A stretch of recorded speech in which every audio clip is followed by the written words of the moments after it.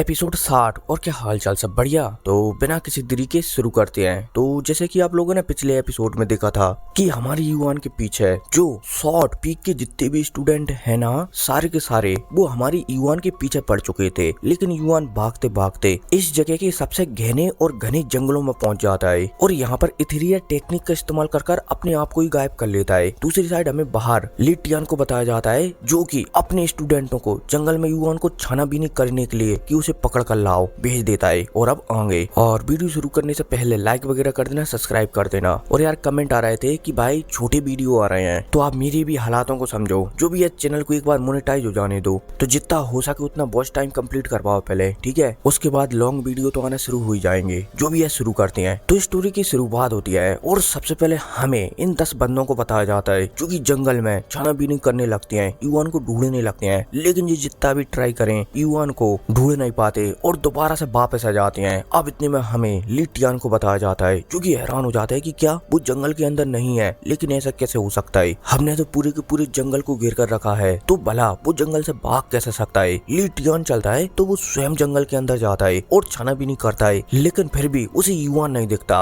लिटियन चलता है तो दोबारा से बाहर आ जाता है और कुछ समझ जाता है कि जो युवान है वो भागा नहीं है। ऐसा लगता है कि उसने जो इथेरियल टेक्निक है उसके थर्ड फॉर्म को पूरी तरीके से मास्टर कर लिया है, इसलिए वो गायब हो चुका है, मिस्ट में मिल चुका है। लिटियन चलता है तो मुस्कुराने लगता है और कहने लगता है कि हम हमारे शॉर्ट पीक की जो फॉर्मेशन शॉर्ट टेक्निक है ना उसका इस्तेमाल करेंगे, इसलिए तैयार हो जाओ। अब जैसे लिटियन ही कहता है तो स्टूडेंट हल्के से हैरान होते हैं, लेकिन वो समझ जाते हैं। सारे के सारे स्टूडेंट चलते हैं तो यहाँ पर एक टेक्निक का इस्तेमाल करने लगते हैं, जिस वजह से यहाँ पर चारों तरफ शॉर्ट ही शॉर्ट बनने लगती हैं। ये शॉर्ट चलती है तो जंगल में जो धुंध फैली हुई थी ना उसे धीरे धीरे कर गायब करने लगती हैं। लेकिन एक जगह पर आने के बाद इस शॉर्ट जो धुंध है उसे गायब नहीं कर पाते। इतने में हमें लिटियन को बताया जाता है जो कि धुंध ना गायब होता हुआ देखकर समझ जाता है कि युवान को उसने पकड़ लिया है।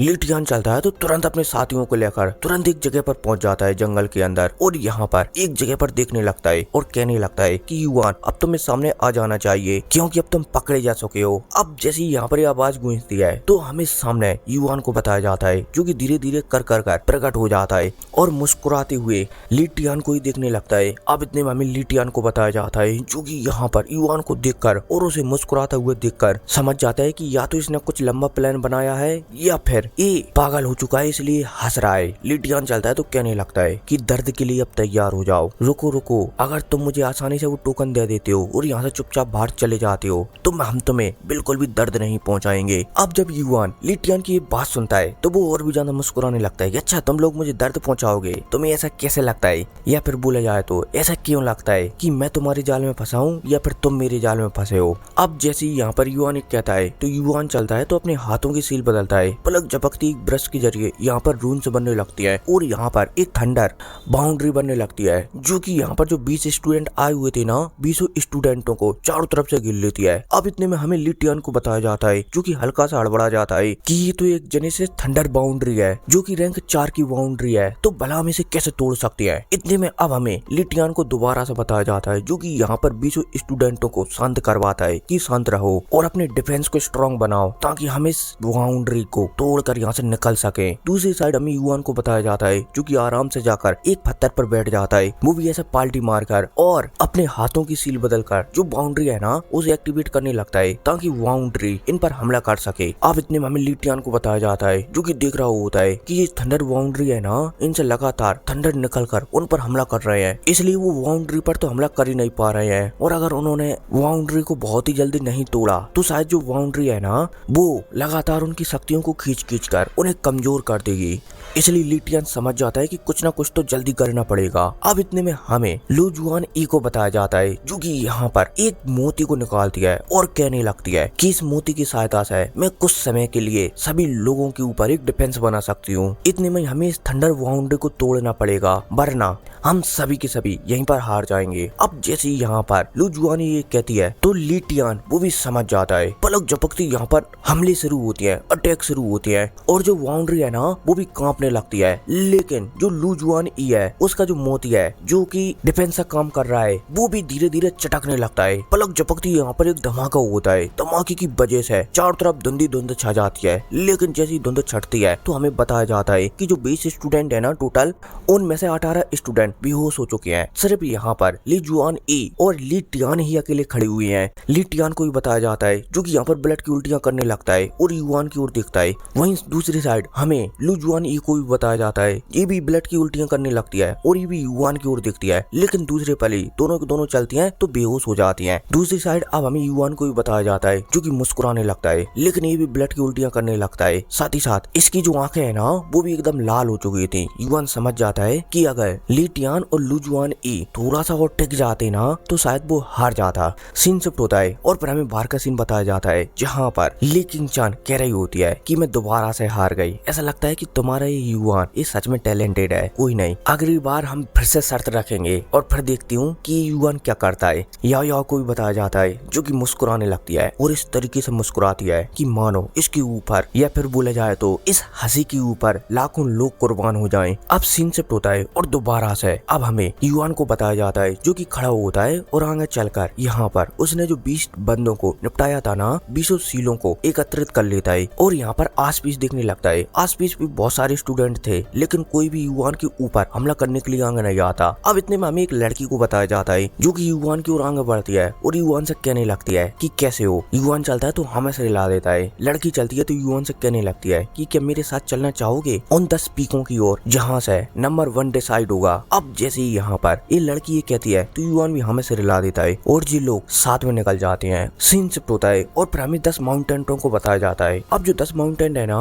10 बंदे इस पर एक एक कर चढ़ जाते हैं और ऊपर जाकर खड़े हो जाते हैं। शुरुआत के जो 6 माउंटेन है ना उनके लिए तो लड़ाई नहीं होती, लेकिन जो 4 माउंटेन है उनके लिए लड़ाई होती है और फाइनली जो टॉप 10 के बंदे हैं ना वो यहाँ पर सामने आ जाते हैं। अब इतने में हमें एक दरवाजे को बताया जाता है और ये दरवाजा ये AI से संबंधित दरवाजा है, यही चुनेगा कि कौन नंबर 1 बनेगा। अब यहाँ पर जो 10 स्टूडेंट है ना 10 स्टूडेंटों के 20-20 टोकन बाहर निकल कर आती हैं वो भी अपने आप, और जो दरवाजा है ना उस पर लग जाती हैं जिस वजह से जो दरवाजा है ना वो खुल जाता है। सभी के सभी 10 स्टूडेंट चलते हैं तो दरवाजे के अंदर एंट्री लेती है। अब इतने में युआन को बताया जाता है जो कि एक अलग ही जगह पर आ जाता है और युआन के सामने एक सीनियर खड़ा हुआ होता है। अब जब युआन सामने सीनियर को दिखता है तो वो भी हैरान हो जाता है क्योंकि ये सीनियर और कोई नहीं बल्कि जो शॉर्ट पीक है ना उसका जो पर्पल स्टूडेंट है ना जू यान वो था। अब यहाँ पर जब युआन ये देखता है कि जू यान उसके सामने आ चुका है तो युआन भी हल्का सा परेशान हो जाता है। दूसरी साइड हमें जू यान को बताया जाता है जो कि मुस्कुराने लगता है और यहाँ पर युआन से कहने लगता है कि मैंने तुमसे उस समय कहा था कि तुम लू जुआनी से माफी मांग लो, लेकिन तुम बहुत ही ज्यादा एरोगेंट हो, तुमने उससे माफी नहीं मांगी। कोई नहीं, अब जब तुम हमारे शॉर्ट पीक के हर एक स्टूडेंट को एलिमिनेट कर चुके हो तो कम से कम मैं तुम्हें इतना तो बता ही दूं